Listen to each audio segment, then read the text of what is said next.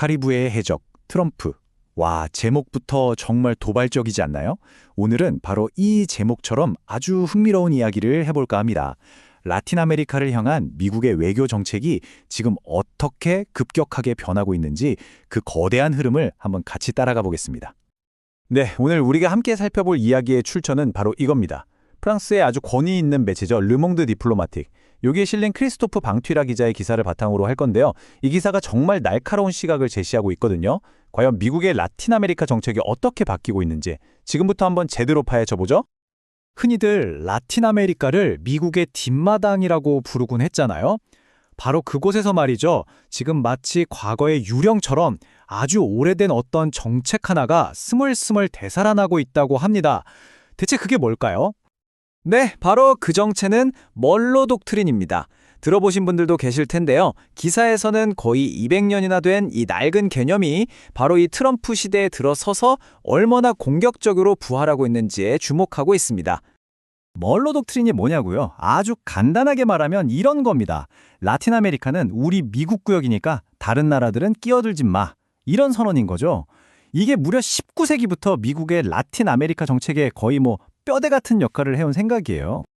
자, 그런데 여기서 진짜 중요한 포인트가 나옵니다. 바로 그 방식이 달라졌다는 건데요. 기사를 보면요.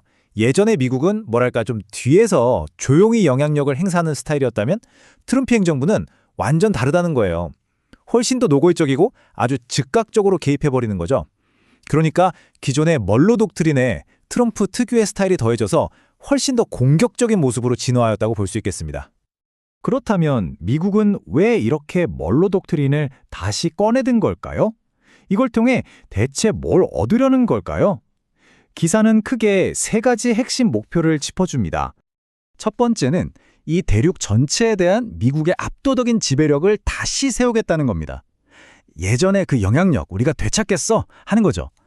두 번째는 최대 라이벌인 중국이 이 지역에서 힘을 키우는 걸 어떻게든 막겠다는 겁니다. 사실상 미중 패권 경쟁의 또 다른 전쟁터인 셈이죠. 그리고 마지막 세 번째는 라틴 아메리카 전체를 미국의 전략적인 이익에 철저하게 복속시키겠다는 겁니다. 기사는 바로 이 세 가지가 새로운 정책의 핵심 엔진이라고 분석합니다. 자, 이런 거대한 전략이 한 나라의 운명에 어떤 영향을 미치는지 이걸 가장 극적으로 보여주는 나라가 있습니다. 바로 칠레인데요. 과거의 끔찍한 상처와 현재의 정치가 정면으로 충돌하고 있는 현장이죠. 칠레의 현대사는 그야말로 격동의 연속이었습니다. 1970년 민주적으로 사회주의 대통령 아이엔데가 당선됐지만 불과 3년 만에 피노체트가 일으킨 군사 쿠데타로 모든 게 무너졌죠. 수십 년이 흘러서 2011년에는 학생들이 거리로 쏟아져 나와 바로 그 독재가 남긴 찌꺼니들을 청산하라고 외쳤습니다. 그런데 말이죠. 기사는 여기서 정말 충격적인 가정을 합니다. 만약 2025년에 나는 저 독재자의 후계자다 라고 공공연히 말하는 사람이 대통령에 떡하니 당선된다면요. 칠레의 시간은 다시 그 암흑의 시대로 거꾸로 돌아가게 되는 겁니다. 피노체트 정권이 남긴 상처가 그냥 정치적인 말다툼 수준이 아니에요. 자, 이 숫자를 한번 보세요. 4만. 이게 뭘 의미할까요? 바로 공식적으로 집계된 고문 피해자의 숫자입니다. 여기에 3,000명이 넘는 사람들의 목숨을 잃거나 아니면 그냥 사라져버렸어요. 이건 칠레라는 사회 전체에 지울 수 없는 흉터로 남은 정말 끔찍한 기억인 거죠. 그리고 이 아픈 과거는 지금 칠레의 미래를 결정하는 두 개의 상징으로 다시 소환되고 있습니다. 두 장의 초상화가 오늘날 칠레의 분열된 현실을 아주 적나라하게 보여주고 있죠.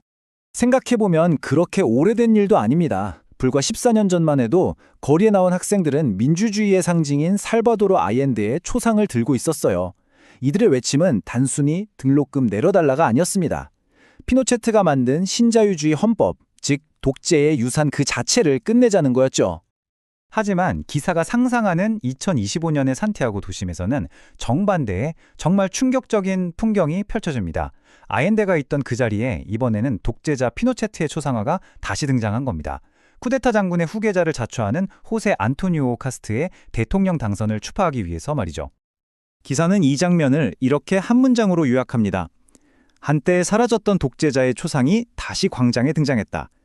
민주화가 된 이후에 공적인 장소에서 거의 사라졌던 독재의 상징이 버젓이 부활한 이 순간, 이 장면 하나만으로도 지금 칠레가 얼마나 위험한 갈림길에 서 있는지 알 수 있습니다.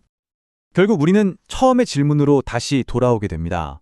칠레에서 벌어지는 이 일과 미국의 새로운 외교 정책, 이게 과연 아무 상관이 없는 일일까요? 기사는 이 모든 게 하나의 거대한 흐름으로 연결되어 있다고 아주 강하게 이야기하고 있어요. 그래서 마지막으로 이런 질문을 던져봅니다.